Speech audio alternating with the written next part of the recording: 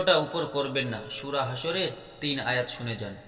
বিসমিল্লাহির রহমানির রহিম। হুয়াল্লাহুল্লাযী লা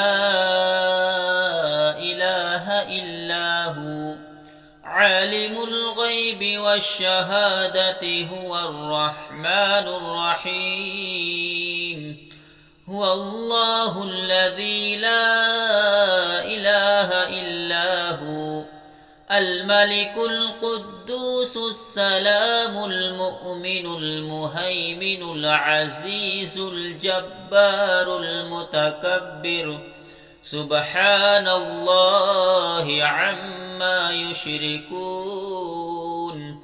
هو الله الخالق البارئ المصور له الأسماء الحسنى يسبح له ما في